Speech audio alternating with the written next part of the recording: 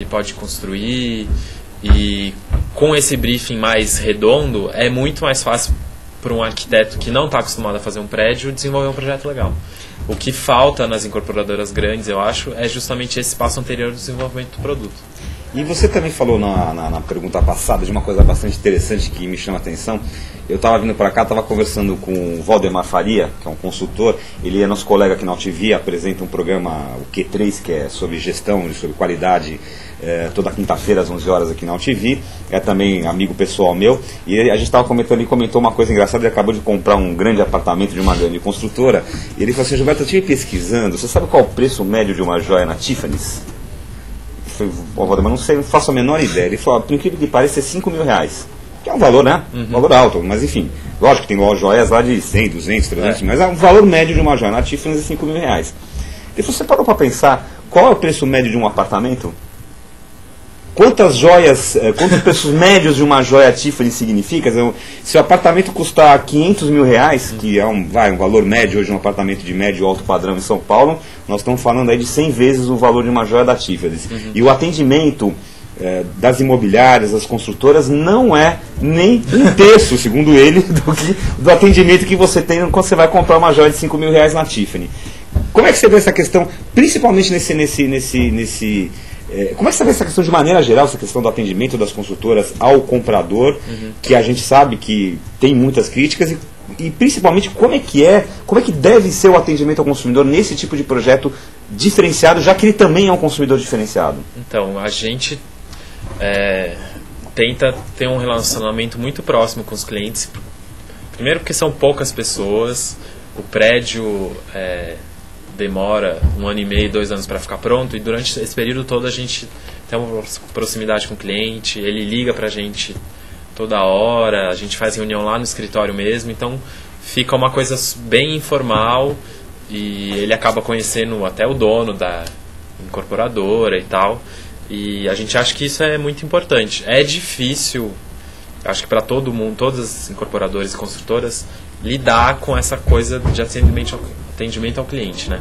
Porque estar lidando com um imóvel na maior parte das vezes, é o maior sonho, a maior compra que a pessoa vai fazer na vida dela. Então tem um monte de expectativas e tal que é difícil você atender, né? Então a gente tem esse cuidado de ter sempre um atendimento ali disponível e estar aberto para o cliente a hora que for. E o atendimento, obviamente, no caso de vocês, não é um saque. Não. Quem atende normalmente é um dos arquitetos lá da empresa, às vezes sou eu mesmo que atendo, e a gente não tem uma atendente de telemarketing lá, que é o que mata. Catando, vamos ver a pergunta do João Maier, vamos ver o que ele manda pra gente. Depois eu tenho uma outra pergunta. Ok, vamos embora. De um internauta que hoje a fala gente está com um tempinho a mais aqui no Urbanville, vamos aproveitar. Legal, bom, a pergunta do João Maier é a seguinte, Guilherme. A Ideias Arvos é sucessora das Arvos, que fez condomínios na Rua Fidalga e duplex na Vila Madalena e Vila Beatriz? As Arvos Engenharia era uma empresa que o Otávio Arvos tinha com o irmão dele, que a gente fez esses primeiros prédios aí, o Madaloft, que é um dos primeiros lofts aqui de São Paulo, alguns outros prédios que já eram legais, assim, diferentes, até hoje tem uma super procura e é difícil você encontrar alguma coisa à venda, e o Otávio quis arriscar mais essa coisa da arquitetura mais contemporânea, mais inovadora, aí ele abriu a Ideias Arvos. Muito bem, e nosso internauta do Japão? Olha só, o internauta do Japão é o Lupan. Obrigado por participar, Lupan. Ele diz o seguinte... São meia-noite já no Japão, hein? Tá tarde lá já. Ele diz o seguinte: aqui no Japão eu tenho visto muitos prédios chamados de ecologicamente corretos. São edifícios que aproveitam a luz solar, água de chuva e etc. Existem projetos da Ideias Arvos nesse sentido? Então, o que a gente tem de cuidado com essa parte mais sustentável é assim, pensar o projeto com cuidado, né? Então, abrir as janelas para um lugar que vai pegar luz, ou então fazer mais sombreado num lugar que tem muito sol, permitir essa ventilação cruzada, que aí você não precisa ligar o ar-condicionado o dia inteiro, ter janelas grandes que você não precisa deixar a luz acesa o dia inteiro. Esse tipo de preocupação que eu acho que é anterior. São cuidados no projeto de arquitetura. Exatamente. É anterior a essas coisas assim, de colocar... telhado verde. telhado verde ou um vidro super caro importado da Suíça que barra a radiação ultravioleta, que é o que aqui no Brasil a gente faz nesses prédios de escritório da Berrini, por exemplo. Que é inteirinho de vidro, você não consegue abrir a janela, e você põe um vidro super caro para minimizar o problema do sol. Eu acho que tem recursos mais simples de projeto mesmo que resolvem esses problemas. Né? Tem uma outra pergunta aqui, Gilberto, que acabou de chegar aqui no chat, o André Marino, que entrou faz pouco tempo. Ele pergunta o seguinte: gostaria de saber sobre o design dos edifícios, que são bastante arrojados, na minha opinião. Eles são feitos direto pela empresa ou são terceirizados por outros profissionais? Para responder essa pergunta no nosso querido amigo internauta, eu vou pedir para colocar o Henrique colocar um último projeto aí, que é o 360 graus.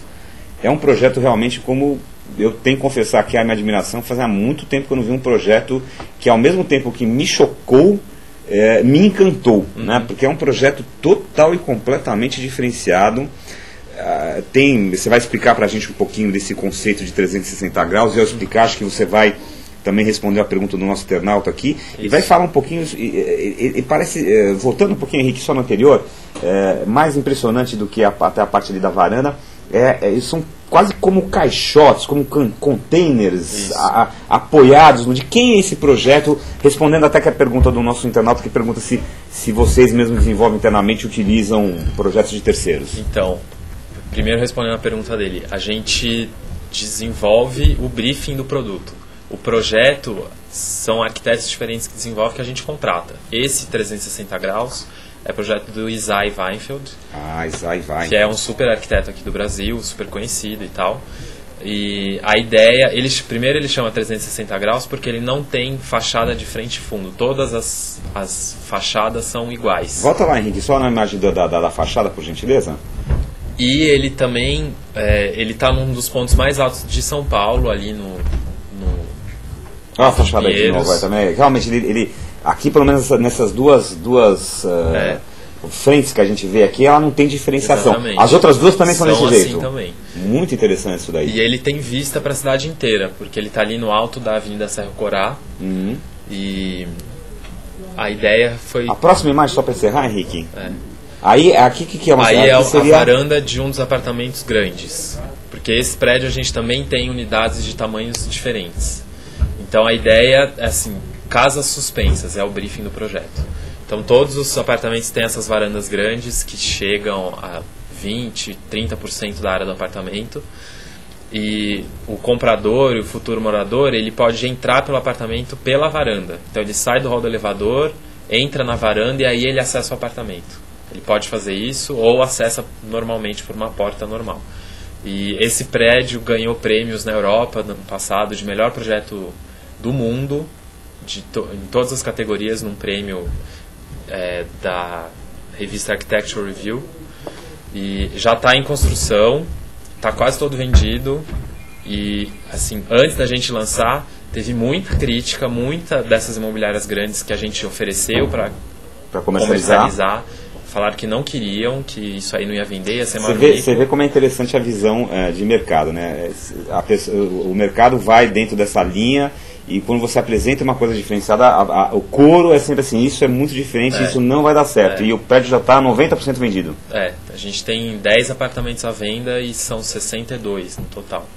E eu acho que é o que eu falei no começo, tem espaço aqui em São Paulo e no Brasil, tem espaço para tudo, eu acho. A gente está crescendo. A previsão de entrega desse prédio quando que é? Começo de 2012. Começo de 2012? Não, a gente ainda dá tempo de comprar, hein? Bom, a gente está chegando ao fim aqui da nossa entrevista. Caetano, mais alguma pergunta, mais algum comentário dos nossos internautas? Então, um comentário aqui do Cabu, que acabou de ver o quadro Urban Flash. Ele disse o seguinte: bela varanda, né? Comentando aí as imagens do empreendimento 360 graus. E, bom, eu queria agradecer aqui, já aproveitando o encerramento do programa, a participação dos internautas, Silvio Torres, o Falus Day, o Lupan Arquitect lá do Japão, o João Meia, que foi nosso convidado, que participou hoje aqui do chat, o Breno, o Emílio Haddad, a Camila, o Thiago, o Cabu, que mandou vários comentários, que é arquiteto também, e o André Marino, que entrou agora no final. Lembrando vocês que essa entrevista do Guilherme e as outras entrevistas do Urbanville ficam disponíveis no nosso canal no YouTube, que é o youtube.com/urbansystems. Nós temos também no site da Urban Systems, www.urbansystems.com.br, os vídeos todos disponíveis. É só acessar o canal UrbanView ali na home. Exatamente. Que vocês vão ter todos os vídeos para poder assistir. E tem o nosso canal no Twitter também, né? Nosso canal no Twitter, que é twitter.com/urban_systems, e aqui no próprio site da OTV, no On Demand, os vídeos estão lá todos disponíveis também. Apesar do underline, twitter.com/urban_system, vale a pena você seguir a gente no Twitter, porque a gente está sempre contando das atividades, não só da Urban, mas aqui principalmente do programa UrbanView, quem a gente está entrevistando, quando é que o programa entra no site para assistir sob demanda. Então vale a pena você que se você utiliza o Twitter, a gente twitta aí com bastante qualidade. Os nossos tweets não são muitos, mas quando tem conteúdo legal, conteúdo que interessa para vocês.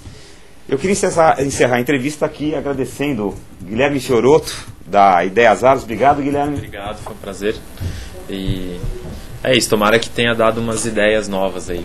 Legal, acho que você mostrou aí uma nova forma de pensar arquitetura numa cidade como São Paulo, que é uma cidade que sofre, né, às vezes pela mesmice, às vezes pela feiura da cidade. Então, eu acho que edifícios como esses que vocês constroem, independente da pessoa gostar ou não gostar, ela não fica indiferente, né? Exatamente. Eu acho que de pouquinho em pouquinho, um prédio de cada vez, a gente vai conseguindo deixar a cidade mais legal. Muito bem.